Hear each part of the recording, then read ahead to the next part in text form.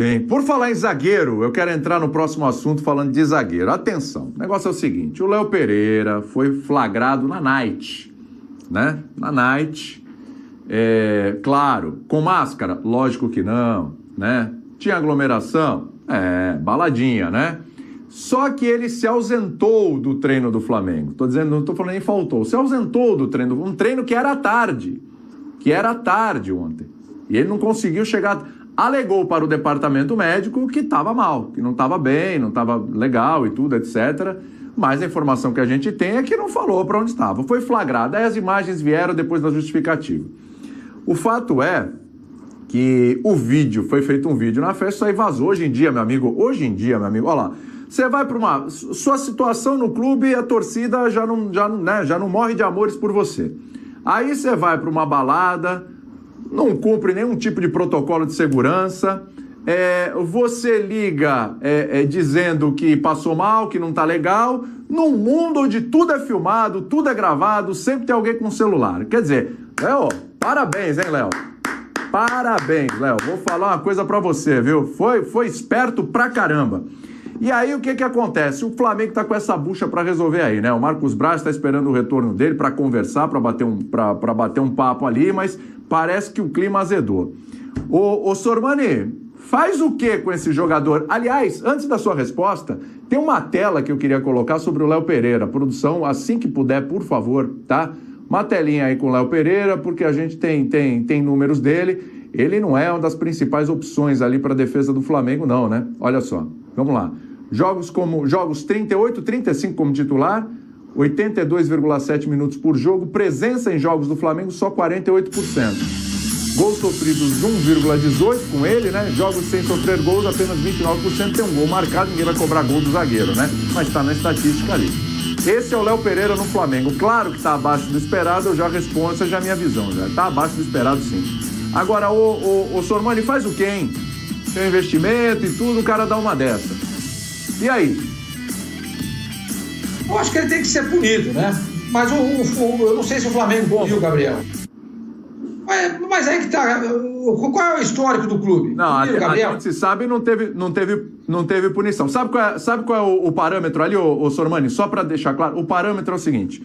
O Gabriel, veja bem, cassino, também pandemia, desrespeitando o protocolo e tal, isso aí, né? A gente já falou bastante aqui. Só que na visão ali do Flamengo é o seguinte, o Gabriel estava no último dia de férias dele.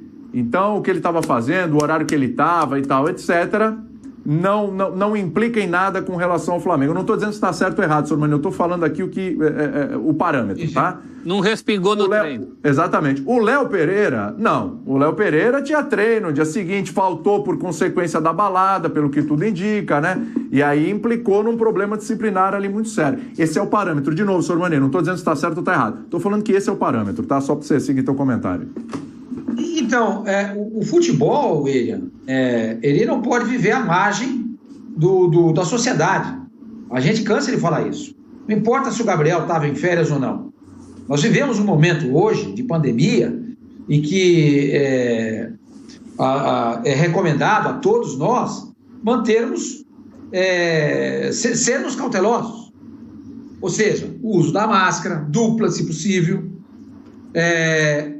o álcool em gel na mão o tempo todo, lavar as mãos, manter a distância social das pessoas, uma boa distância, e não ir para aglomeração.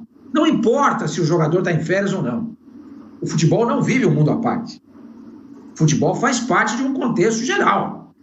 E os jogadores, a gente bem sabe disso, e a gente já cansou de falar, eles servem de balizamento para muita gente, principalmente para crianças. Principalmente para crianças. E o Gabriel é um jogador assim, cativante, as crianças adoram o Gabriel. E outros também.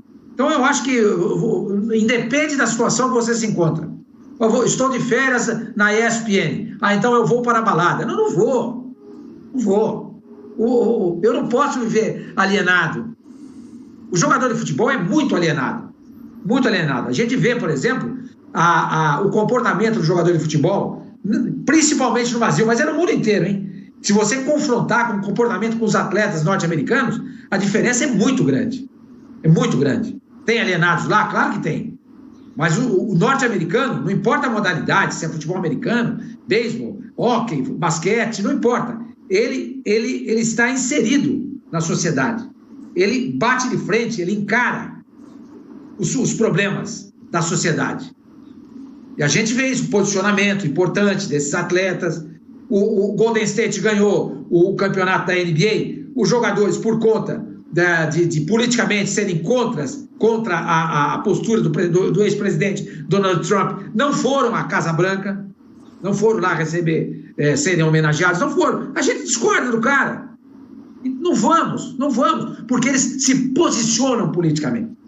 Os jogadores se ajoelham durante o hino para combater o racismo. Coisas que a gente vê nos Estados Unidos e não vê nos outros lugares, e principalmente no Brasil, onde o grau de alienação do jogador de futebol é uma coisa assustadora. Assustadora. Eu nunca vi coisa igual. Eles não se posicionam jamais, não se interessam por nada, não leem nada. Eu acho que nem bula de remédio eles leem. Nada. Não leem nada. Então o resultado é isso. O jogador pega e vai para a balada. O jogador pega e vai para o cassino. O outro pega e vai para outro lugar. Mas nós não podemos separar as coisas. Vivemos um tempo muito difícil. Muito difícil.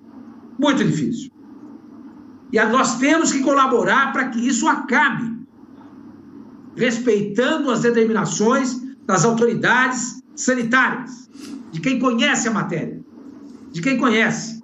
Não importa se você está de férias ou não. A gente tem que ganhar essa batalha contra o vírus. O Gabriel errou.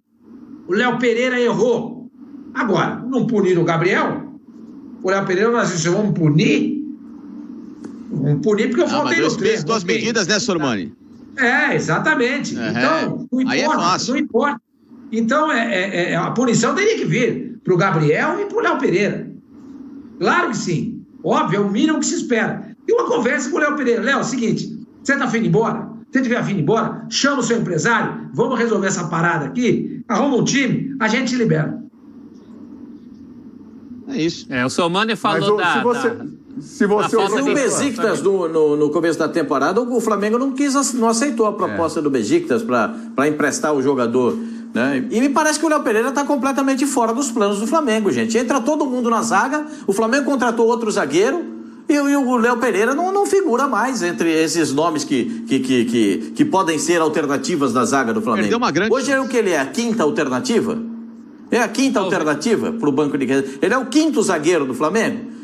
Eu não acho que isso aí seja motivo para ele ir na festa, entendeu? Eu concordo com o Sormani em tudo. Só acho que ele está completamente desmotivado no Flamengo. Acho que ele não tem nenhuma motivação de seguir no Flamengo.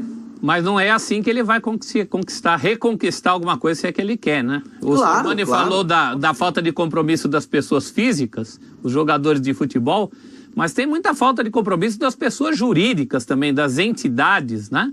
Se os jogadores de futebol têm uma responsabilidade social com a juventude, com quem acompanha o esporte, as instituições, então, têm mais ainda, porque as pessoas passam, as instituições ficam. O Flamengo é uma instituição centenária que preferiu, por exemplo, passar a mão na cabeça do Gabigol, né? Dar a desculpa de que estava último dia de férias e agora tem esse episódio e você fica condicionado a falar, não, é que nesse caso foi o treino. É nada, é que o Léo Pereira é peixe pequeno perto do Gabigol. É fácil condenar o Léo Pereira agora, e eu também acho que ele não fez certo, mas o clube fica usando de duas medidas, né? Se você pega os números do Léo Pereira aí, talvez o número mais comprometedor tenha sido o quanto o Flamengo investiu nele. E não só nele, no Gustavo Henrique também, para resolver um problema que não resolveu. Então, junte-se tudo isso, você vendo um problema ali, o Sócrates já dizia que o sistema era paternalista com jogador de futebol há quase 40 anos, não mudou nada. Continua muito paternalista em relação a jogador de futebol e variando essa medida de punição ou de severidade de acordo também com o peso que o jogador tem, o que não é uma coisa legal, não é uma coisa institucionalmente legal. Que os clubes também sejam coerentes na cobrança desse compromisso social por parte dos jogadores. Porque se os jogadores não têm a formação para isso, e aí a gente vai entrar em problemas outros, os clubes deveriam ter. como instituições que são, como instituições centenárias. Eles têm uma responsabilidade grande em relação a isso também. Mas alguns não fazem nem essa força e as atitudes recentes também demonstram isso, né, professor? O Flamengo recentemente... Alguns não, alguns fazem. Contrário. Você conta nos dedos da mão aqui. O Bahia, você conta 2 ou 3. Ô Facinca, aproveitando que você pegou a palavra aí, mas faz o quê? Flamengo fala, não punimos o Gabriel, então a gente também não pode punir o Léo Pereira. Ele abre logo as portas do inferno, né? Qualquer um faz o que quiser. Ou, não puniu o Gabigol, mas eu vou punir o Léo Pereira. Mas faz o que agora, então? William, tem que ter um direcionamento. O problema é que agora você deu margem. Ou você cessa de uma vez, porque você não pode ter 2 pesos e 2 medidas. Então, se você não punir o Gabriel, que teve uma atitude tão grave como a do Léo Pereira, por que vai punir o cara? Só porque ele é peixe pequeno? Não. Se você demonstra nesse momento caráter, dignidade e transparência, então você vai tratar o caso igual e daqui para frente vai mudar a sua postura. Porque se você vai usar para ser exemplo para o resto daqui para frente, mas esquecendo que lá atrás alguns cometeram a mesma situação, você está sendo injusto, desonesto, não está sendo transparente, demonstra conflito de interesse, e aí a imagem vai lá por água abaixo. Então, nesse momento ficar quietinho, daqui para frente acabou, daqui para frente a medida é outra, porque a rejeição vai ser grande. Só que aí é o que eu falo, se lá de cima o exemplo não vem, por que o cara lá de baixo vai seguir? Entendeu? Tem que ser lá em cima o exemplo. Tem que ser quem está gerindo. Tem que ser o cara que poderia brigar por coisas muito mais significativas, mas que recentemente passou por uma antipatia gigantesca justamente por pensar de uma forma contrária ao que o bom senso pedia naquele momento. Então, o que o Sormani colocou em relação ao discurso dele, eu concordo. E vou além. O problema, Sormani, não é nem o posicionamento público em relação a alguma medida, né? Eu acho que cada um tem a liberdade de se posicionar como quiser, né? Seja em silêncio, seja tendo uma atitude, cada um tem essa liberdade. O que me chama a atenção é o bom senso. Se você concorda ou não com uma coisa, não importa, mas tenha sempre o bom senso. Respeite algum lado. Não faça aquilo que não gostariam que fizesse com você.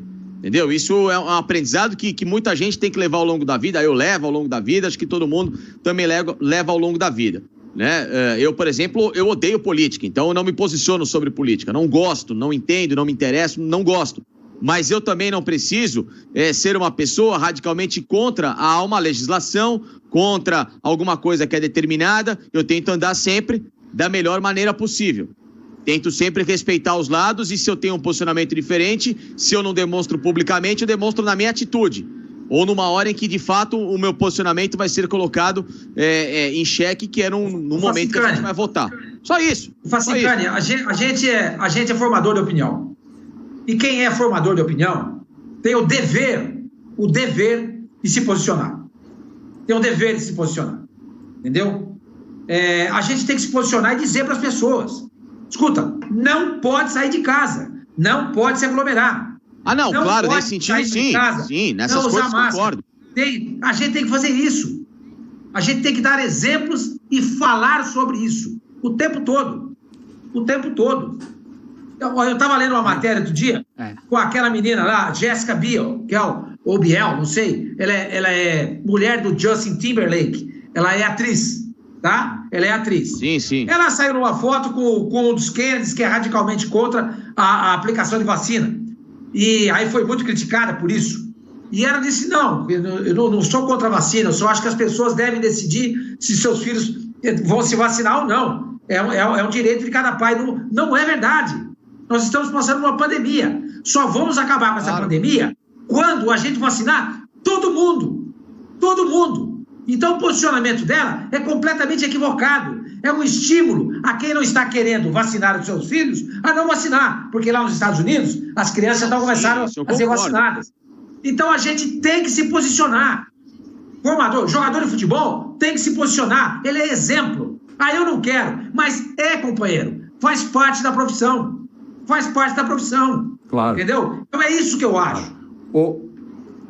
Sobre ainda jogador de futebol aqui, a gente citou mas aí o Gabigol nessa história como comparativo, no caso com o Léo Pereira. Né? Além da opinião, aí é o bom senso. O bom senso tem que prevalecer sempre. O bom senso tem que ter, obviamente, posicionamento. A questão é quando é uma opinião particular. Claro. Eu penso A ou você pensa B. Aí é uma coisa diferente. Agora, quando é uma opinião para bom senso, para educação, como é um momento de pandemia, que requer justamente uma orientação científica do que as coisas devem ser feitas, isso, obviamente, estou contigo, não tenha dúvida. Sim, sim. Ô, Facinca, é o seguinte, vamos falar do Gabigol também, porque não foi uma polêmica desse tamanho dessa vez, mas o jogador do Volta Redonda, o Flamengo jogou com o Volta Redonda no último final de semana, venceu por 2-1, etc. Eles vão se enfrentar de novo agora pelas semifinais do Campeonato Carioca. E o Aleph Manga, jogador do Volta Redonda, que jogou na base do Santos com o Gabigol lá, ele disse o seguinte, olha só, hein, olha só, atacante do Volta Redonda. Deu um entreveiro lá com eles e tal, e ele disse o seguinte, ó, ele não teve a humildade e veio falar comigo que era por isso que estava no Volta Redonda. Fico triste de ver um jogador profissional falar isso, me machucou, porque eu joguei com ele na base do Santos, e aí ele veio falar, por isso que você tá no Volta Redonda, é muito triste. Deu uma treta entre eles lá no jogo, etc, e o Gabriel mandou essa. O negócio é o seguinte aí, ó. Eu tô vendo a parte do Aleph Manga. Eu não vi a parte do Gabigol. Porque a tendência também é assim, porque o Gabigol é chato, que o Gabigol isso, que o Gabigol aquilo outro e tal. Mas eu não sei, eu tô colocando um outro lado. O jornalismo tem dois lados. A gente tem um aí por enquanto, né, professor? A gente tem um aí. Eu não sei o que esse cara ficou falando pro Gabigol durante o jogo. Eu não sei o que o Aleph Manga fez durante o jogo, eu não sei o que aconteceu ali pra tirar o cara do sério. Porque às vezes é muito simples a gente aqui, né? Quando tá no estúdio, o ar-condicionado, em casa também, né? Tá sossegado e tal. Porque isso, aponta o dedo, não sei o quê. Se mete no meio do jogo lá, no meio da história e começa a escutar um monte de besteira, um monte de situações pra ver se o sangue não ferve. Então eu não sei. Mas mesmo assim, professor, pelo tamanho do Gabigol, pelas coisinhas aí que sempre tem uma polêmicazinha com relação ao Gabigol, é procurar sarna para se coçar? Ele se mete onde não tem que se meter, ô professor? Não só é procurar sarna para se coçar, como é ir longe demais, né? É longe demais. Esse tipo de coisa, se era uma discussão no campo, talvez ela explique, mas ela não justifica.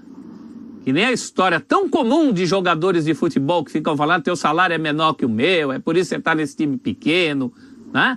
Ou então fala, vou quebrar tua perna.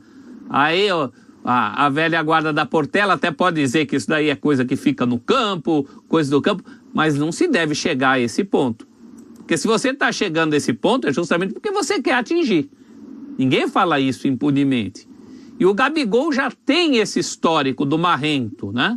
Ele já tem a figura marrenta. Eu acho que ele tá cuidando mal, ele está gerenciando mal isso. Ele está até canalizando, que não faz nenhum sentido, né? Nenhum sentido. Ele ir tão longe assim, essa coisa da soberba, de humilhar o rapaz, isso não é admissível em situação nenhuma, né, William? Por mais que o cara tenha dado pontapé nele, ele dado pontapé no cara, mas não há o que justifique isso. É uma postura bastante pedante, ainda mais por conta desse histórico, se bem que o Alex Manga reconhece que parece que o Gabigol não lembrou dele, então talvez não tivesse uma relação direta sobre a coisa do Santos, sabe? Eu tô aqui, você tá aí, nós dois do Santos, parece que não era por aí. Pelo menos o Alex Manga deu a entender que o Gabigol nem o teria reconhecido do tempo de Santos. Mas isso não se fala pra ninguém, né? Eu vou pegar uma frase que o Facincani acabou de usar aí, não faça com os outros o que você não quer que façam com você, né? Será que o Gabigol gostaria que alguém falasse isso pra ele? Ou que no jogo com o Liverpool, algum dos jogadores do Liverpool falasse, é por isso que você não deu certo na Europa, continua jogando no Brasil e eu estou aqui? Acho que ele não gostaria, né? Perfeito. Bem pensado, professor. Pois é. Porque, assim, esse comportamento, né, Facinca, esse comportamento do Gabigol, de respostas, né, de dar o troco, ele tem sido cada vez mais frequente, né? Teve a questão lá com o Galarza, do Vasco, né? Foi depois do jogo, numa outra situação, quando o Vasco não se classificou, o Flamengo classificou e deu resposta.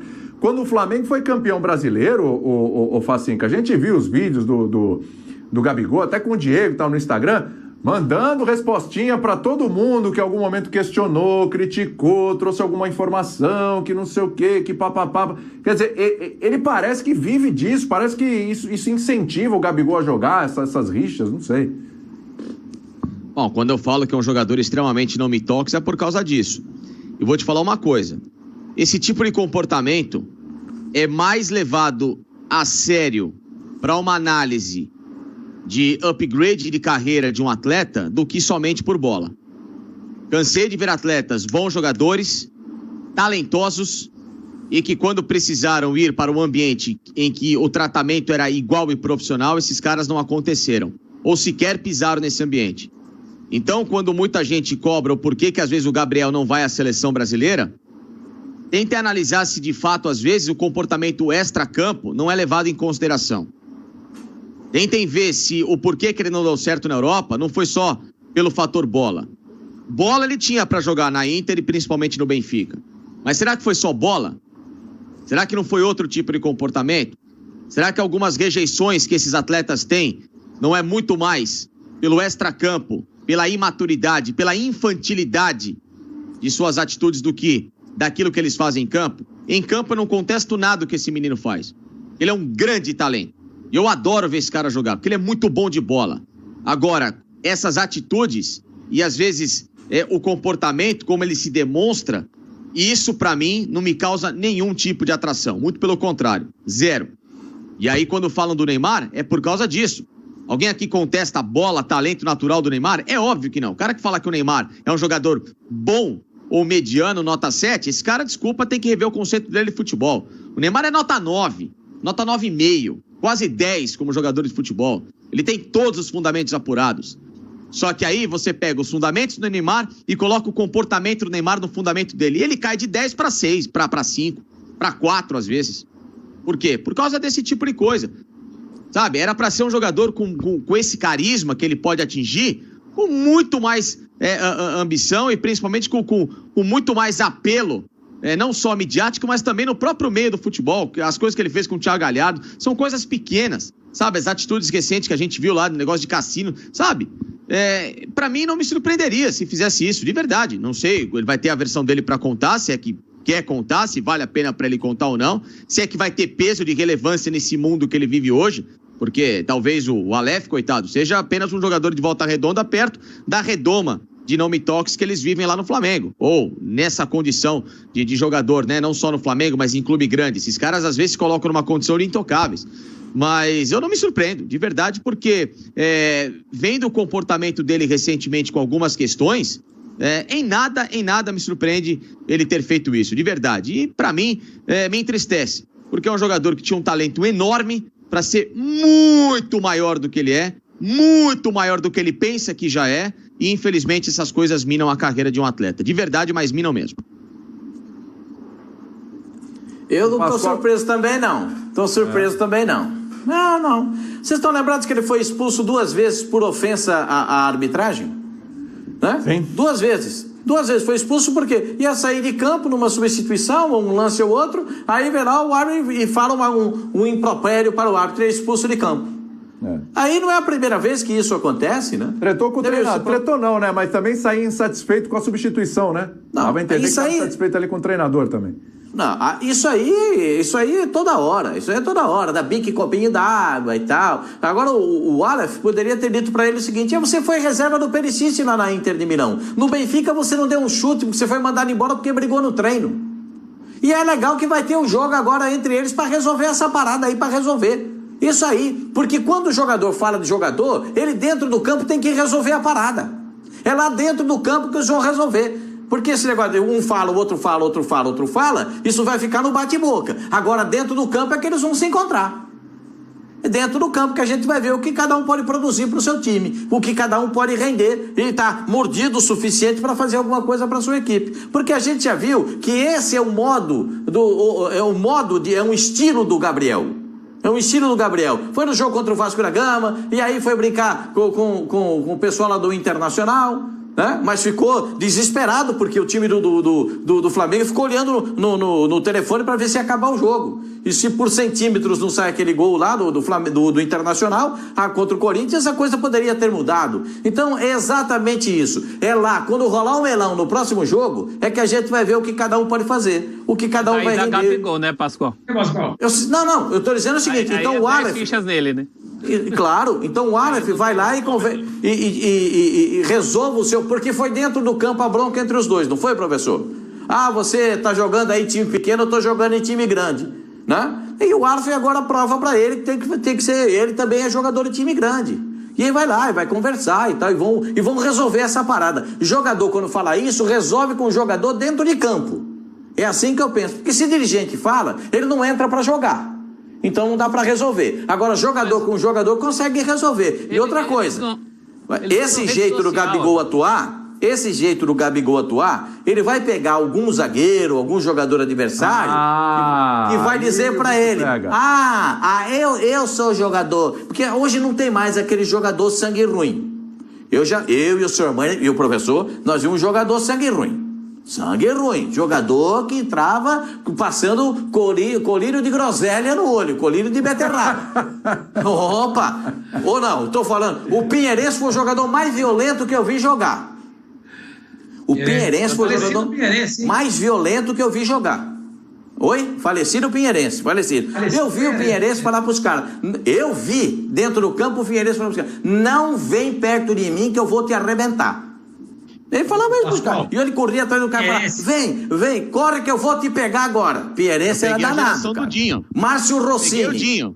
E o Dinho? Márcio Rossini. A Madre Teresa do Pinheirense. O Pinheirense foi o único jogador. Do Pinheirense, que tá bom. Eu vi o Serginho Chulapa não crescer, foi o Pinheirense. Era o único cara que o Chulapa, porque o mundo tinha medo do Serginho Chulapa. O mundo tinha medo dele. Sim. Porque ele não era fraco, não. Ele era nervoso, ele era bravo, ele brigava feito ninguém, era grande. E era grande. Mas quando ele jogava contra a Ferroviária e contra o Pinheirense, o buraco era mais embaixo. O Pinheirense era completamente maluco. E brigava. Outro cara também, desses caras aí, Pascoal, o Bejoca. O Bejoca do Bahia. Era outro cara problema. O Bejoca espalhava a rodinha. O Bejoca chegava no meio da discussão, acabava com a discussão. E mesmo quem tinha técnica... O Miro, meu amigo Miro. E mesmo quem tinha técnica se fazia de bonzinho, mas seu Dario Pereira não fazia barba antes de clássico, não escovava dente para espantar atacante de perto. Então tinha uns caras sanguíneos. Se o Gabigol falar isso para um cara desses, não tem sossego o resto da vida em todo jogo que jogasse contra o cara. Então ele assumiu esse compromisso com a coletividade do futebol. O Gabigol assumiu esse compromisso com a coletividade do futebol. Ele vai se encontrar com um jogador desse ou com outros jogadores e ele vai ter que responder algumas questões. Isso faz parte do futebol. Falou e segura a bronca agora. Isso roda. É o que eu falo, isso roda. E não roda só em jogador. Isso roda em dirigente, isso roda em empresário, isso vai rodar em gente que talvez analise essas questões para o que eu falei, dar um upgrade de carreira. Vai voltar à Europa? Para onde? Para qual clube? Como que é o comportamento do cara dentro de campo ou fora de campo para se enquadrar numa, entre aspas, cartilha, num lugar em que a organização é muito mais levada à risca. Numa seleção brasileira. Eu já vi jogador que falou coisa por aí. E até não discordo dessas coisas que ele falou, tá? Não vou citar o nome. Mas já vi um cara que falou muitas coisas sobre alguns atletas que tinham esse comportamento do Gabigol e esse cara ficou fora de seleção por isso. Foi só por isso, tá? Não vou citar o nome. Mas o cara falou uma coisa, acabou sendo divulgado, isso tomou uma conotação aí que dentro do meio do futebol não pegou legal, mesmo eu concordando com o que o cara falou, mesmo concordando. Tem muito jogador que é perna, que é mascarado pra caramba. Só que o que acontece? O cara tava num grupo ali que, né? Tava mais ligado uns com os outros, o grupo tava meio fechado e por causa disso ele não entrou pra jogar uma Copa do Mundo. Então, esse tipo de comportamento tira jogador de coisa grande.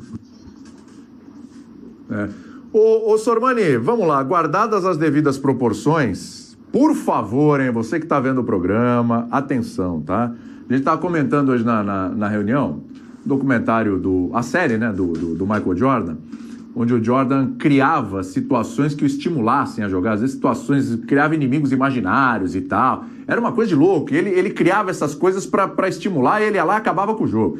Tô falando do Michael Jordan, tá? Nossa, tá lá, né? E a gente tá falando do Gabigol pro esporte aqui, né? Pra deixar bem claro, tá lá e aqui, tá? Mas tem cara que cria essas coisas pra se motivar, que cria briguinhas, rixas, coisas. Você acha que o Gabigol é esse perfil? E mesmo assim ele tá fazendo pelo lado errado, tá fazendo da forma errada? Exato. Ele falou tudo. Falou tudo. Eu acho que ele faz isso para se motivar, ele precisa disso, é o combustível que ele encontra para jogar bola, mas ele escolhe o combustível errado, adulterado. Ele vai no posto se abastecer com combustível adulterado. Sabe o que vai acontecer? O carro dele... E tá fazendo depois, né, Samani? Exato. Então escolhe... depois do jogo, tem que se motivar antes. Mas ele faz também isso durante o jogo. Entendeu? A gente sabe disso. Tem jogador que precisa disso. Tem jogador que... Tinha um cara na NBA, o Gary Payton, que foi inclusive da seleção olímpica, foi campeão, medalha de ouro na Austrália, nas Olimpíadas de 2020. O apelido era The Glove, a luva. O trash talk era o combustível do jogo dele. Ele falava o jogo inteirinho com o jogador adversário. You can't guard me. Você não consegue me marcar, ele falava para os caras. You can't guard me. Você não consegue me marcar. Isso era o mínimo que ele falava. Você entendeu? E os caras não gostavam dele por causa disso. Mas era o jeito que ele arrumava para se motivar. Acho que existem maneiras e maneiras. O Red Miller era assim também, né? Do Indiana, né? Vários jogadores fazem isso. O próprio Jordan também falava muito, mas o Gary Payton era muito conhecido por isso, né? Mas acho que há jeitos e jeitos. E acho que o Gabriel usa de um combustível adulterado para se motivar durante os jogos. O professor, para a gente já encaminhar aqui para o São Paulo, que São Paulo, olha, rapaz, São Paulo tá bem demais. A gente já vai falar do São Paulo na sequência. Falar de opostos que vão se encontrar nesse final de semana, né? É o São Paulo muito bem, o Corinthians muito mal, e eles vão se encontrar pelo Campeonato Paulista. A gente fala sobre isso já na sequência, hein? Só para fechar, arrematar aqui o assunto Gabigol, professor. Então, assim, o Facincani tocou num ponto importante. Você acha que esse comportamento do Gabigol pode realmente prejudicá-lo? Porque a gente sabe que com relação ao Neymar, algumas coisas criaram uma certa antipatia por vários jogadores, adversários principalmente e tudo. Por coisinhas ali dentro de campo, os caras começaram a ficar com bronca do Neymar. Você acha que isso pode acontecer, se já não está acontecendo com o Gabigol também? Eu acho que no caso do Gabigol pode ser pior, porque os problemas do Neymar eram sempre com adversários, mas o Neymar sempre foi muito bem quisto nos vestiários por onde ele passou. Sim, verdade. Agora, isso que o Gabigol faz, o seu adversário de hoje pode ser seu companheiro de amanhã. Ou o seu companheiro de ontem, como é esse caso, pode ser o seu adversário de hoje. Isso no mundo do futebol pode ser visto de uma maneira até pior, né? Sem dúvida. Pode se complicar assim, de uma forma, até para chegar em determinados clubes, mesmo que seja na Europa. O Facincani lembrou uma coisa, aí o Zé Elias sempre fala isso, hein?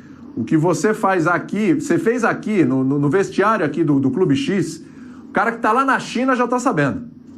Né? É isso aí. A coisa fora que as coisas mudam, né, William? Eu trabalhava num lugar uma vez que a gente tava com um problema porque o lugar ia fechar, ia acabar. E aí ninguém mais trabalhava, né? Porque você fala assim, vai demitir o cara, você também vai ser demitido. Aí eu falei pra turma, assim, a vida não acaba aqui, né? Sempre você poderá encontrar alguém lá na frente, ou precisar de alguém, de uma indicação, de uma convocação, jogar junto. Imagina o caso do Gabigol. De repente ele pode jogar junto na seleção brasileira ou num clube que eventualmente ele seja vendido, que é o cara que ele está espinafrando hoje. E aí a relação já começa azeda de graça, né? Porque é um cara que faz gol para chuchu, para mim é o melhor jogador em atividade dos últimos anos no Brasil e se perde por essas bobagens.